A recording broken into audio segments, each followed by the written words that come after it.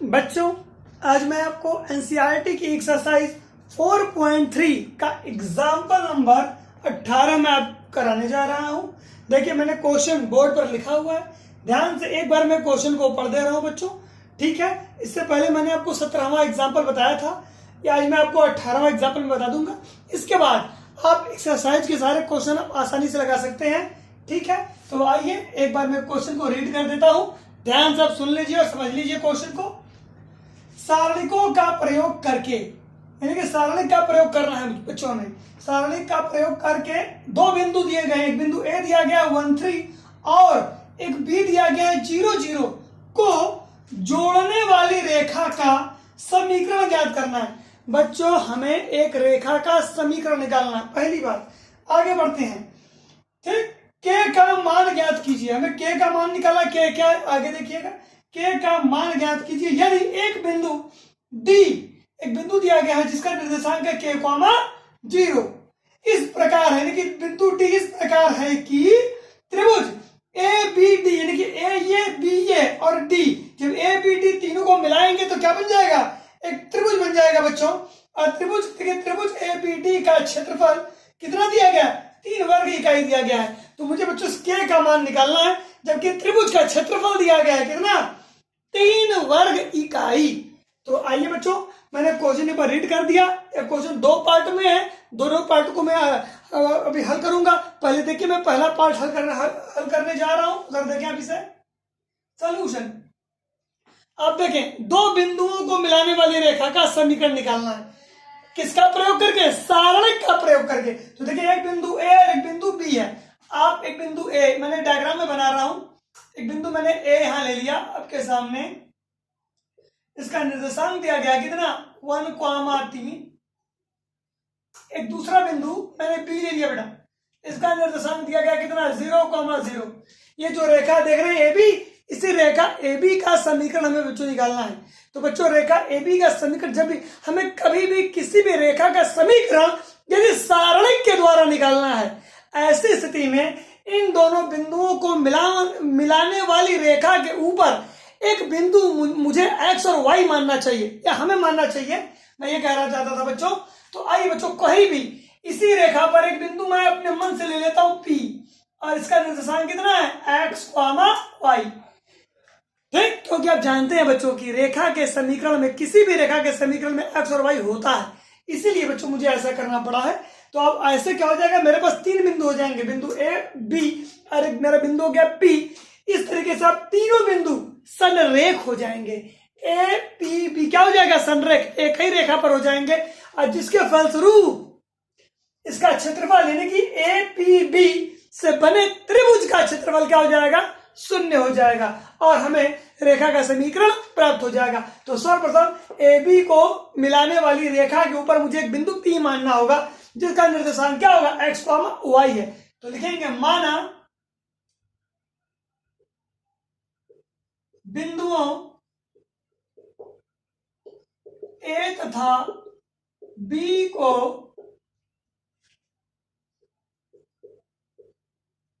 मिलाने वाली रेखा के ऊपर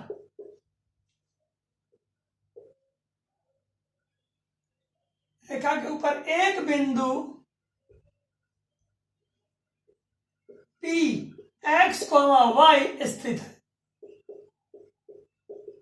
तो बिंदु ए पी बी, सॉरी बिंदु नहीं, तो तीनों बिंदुओं P स्थित है, तो तीनों बिंदु संरेखी हो जाएंगे,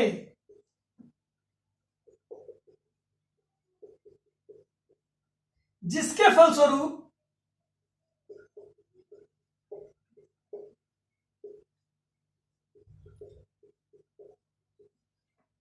त्रिभुज ए पी बी, बच्चों मैंने त्रिभुज लिखा, ये त्रिभुज बनेगा ही नहीं। त्रिभुज ए पी बी का क्षेत्रफल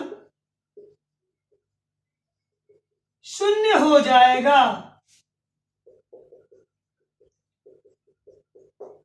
ठीक है बच्चों, तो आइए देखते हैं।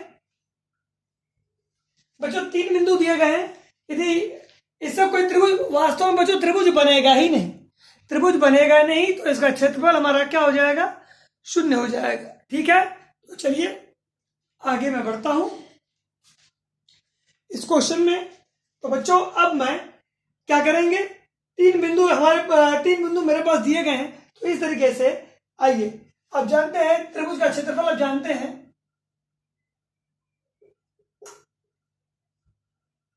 मैं यहां लिख दे रहा हूं, जगह बच्चों थोड़ी बोर्ड पर हमारे पास कम है, लेकिन चलिए फिर भी।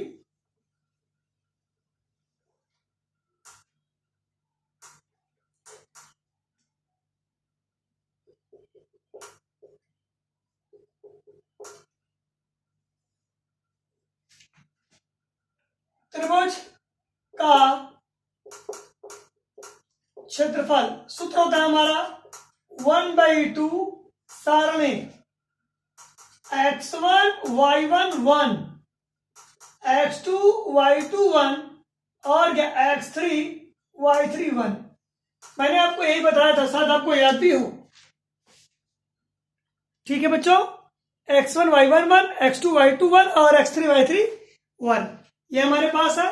और यहां पे देखें, त्रिभुज एपीबी का क्षेत्रफल हमारा क्या हो जाएगा, त्रिभुज एबीपी का क्षेत्रफल हम निकालेंगे, त्रिभुज एपीबी का क्षेत्रफल बराबर कितना, 1/2 सारणी x1 का मान 1 3 1। बच्चों ये मेरा x1 y1 हो गया, ये मेरा x2 y2 हो गया और ये मेरा x3 y3 हो गया। ठीक है, क्योंकि तीसरा बिंदु मैंने यही माना है, तो हो जाएगा 1 3 1, फिर x2 y2 1, फिर क्या होगा 0 0 1 और फिर हमारा तीसरा बिंदु हो जाएगा x y 1, तीसरा बिंदु x y 1 ये हो जाएगा बच्चों। मैंने इसे क्या माना, ये बिंदु हो गया x1 y1, ये हमारा हो गया x2 y2 और ये मेरा हो गया x3 और क्या y3। ठीक है बच्चों, इस तरीके से मैं ले लूंगा और त्रिभुज एपीबी का क्षेत्रफल कितना हो जाएगा, 0 बराबर कितना 1/2 सारणी 1 3 1 0 0 1 और हो जाएगा ये x y 1 हो जाएगा। और बच्चों ये 2 जाके गुणा हो जाएगा तो ये भी 0 हो जाएगा, देर फिर पूरा हमारे पास से बचेगा सारणी 1 3 1 0 0 1 और हो जाएगा x y 1 बराबर क्या 0। और बच्चों मैं इसका प्रसार कर दूंगा, अब प्रसार कर दूंगा तो मेरे पास एक्स वाई में एक समीकरण आ जाएगा जो कि रेखा एपीबी यानी कि रेखा एबी का समीकरण होगा। तो बच्चों मेरे पास जगह कम है, इसलिए आप क्या करें, वीडियो को रोक करके पहले इतना पूरा नोट कर लें आप।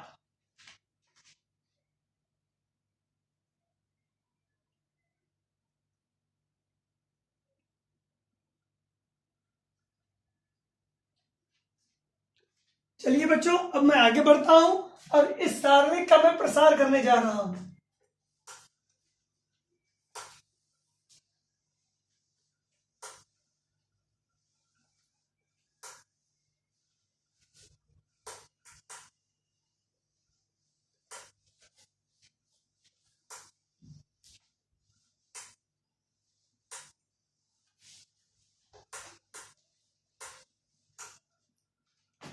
चलिए बच्चों आगे बढ़ता हूं मैं लिख देता हूं R1 के अनुदिश प्रसार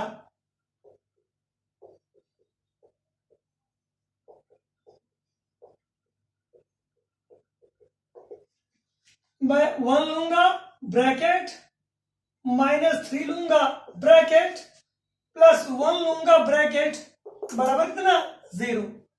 ठीक है बच्चों आगे बढ़ता हूं, 1 लेंगे, ये पंक्ति कट जाएगी, ये स्तंभ कट जाएगा, ये पंक्ति कट जाएगी और ये स्तंभ, क्या बचेगा मेरे पास 0 को गुणा 1 में होगा तो 0 माइनस y का गुणा 1 में होगा y, तो आ जाएगा 0 माइनस y।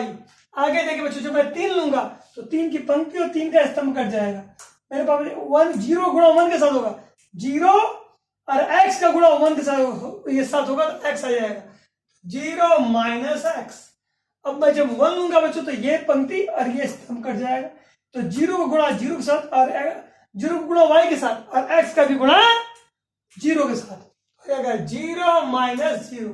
देखिए मेरे पास यहां से आएगा -y, ये मैं इसको प्लस कर देगा प्लस 3x प्लस 0 बराबर कितना 0। तो यहां से बच्चों आप देखेंगे तो जाएगा 3x माइनस वाई बराबर क्या 0।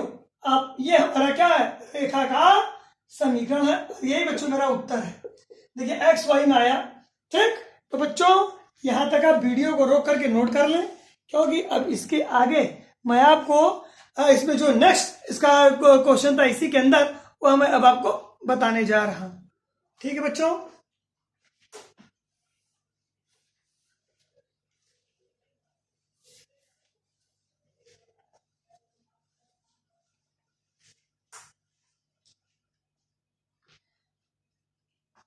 बच्चों शायद आपको याद होगा इसी क्वेश्चन में आगे दिया था एक त्रिभुज दिया था। ठीक, और उस त्रिभुज का नाम था ABD, और ABD त्रिभुज का क्षेत्रफल दिया गया था कितना 3 वर्ग इकाई, और हमें किसका मान निकालना था K का मान निकालना था।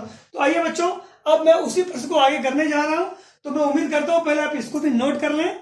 ठीक है,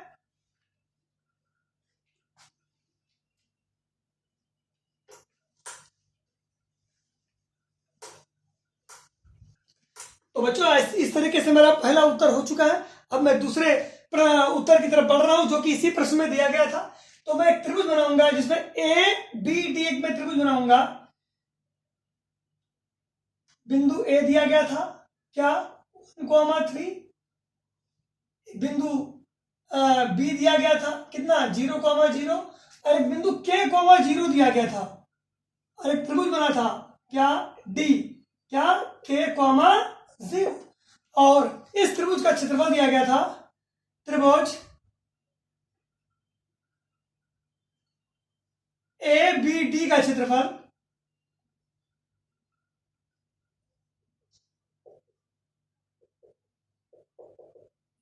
कितना दिया गया था बच्चों, याद है आपको 3 वर्ग इकाई।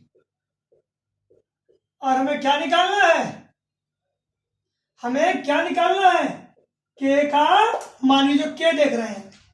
ठीक है बच्चों, तो आइए अब मैं इस त्रिभुज का क्षेत्रफल निकालने जा रहा हूं जो कि जैसा कि प्रश्न में आपके सामने दिया गया है।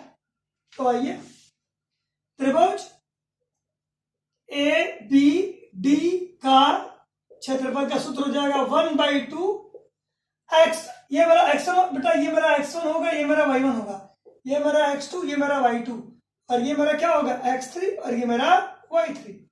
ठीक, 1/2 x7 y1 यानी कि 1 3 1, फिर क्या था 0 0 1, फिर क्या था K 0 और 1। आप जानते हैं APD का क्षेत्रफल कितना दिया है 3। बच्चों यहां पर आप क्षेत्रफल दिया गया है, ध्यान से मेरी बात सुनिएगा, आपको K का मान निकालना है। मैंने इस प्रश्न में टिप्पणी लिखवाई थी, नोट लिखवाया था, तो दूसरा नोट आप याद कीजिएगा। जब भी क्षेत्रफल दिया गया होगा प्रश्न में, मैंने लिखवाया था नोट में, उस समय सारणिक का मान हमें प्लस और माइनस दोनों लेना चाहिए। ठीक, कहने का क्या अर्थ है बच्चों, जरा देखिएगा, मैं आपको अभी बता रहा हूं। यहां पर APD जो दिया गया है, जो आप यहां पर ले रहे हैं 3 वर्ग इकाई, तो यहां जब 3 लेंगे बच्चों, आप देख लीजिए मैं लिख दे रहा हूं 3 = शायद यहां आपको ना दिखे बच्चों, एक मिनट,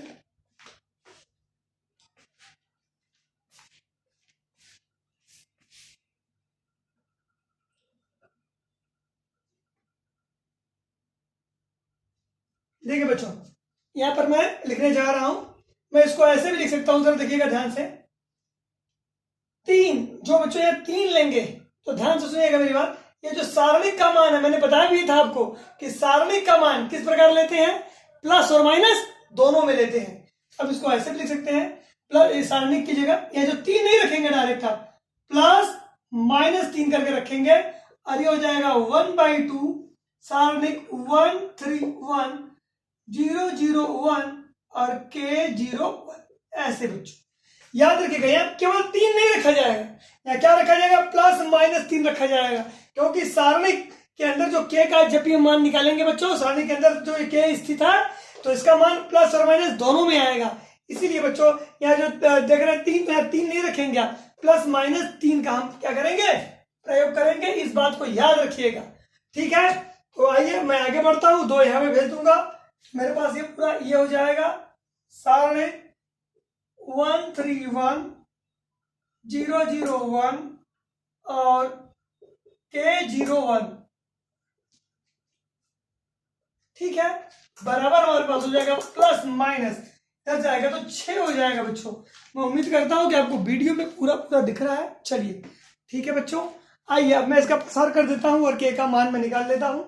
तो आइए R1 के अनुदिश प्रसार,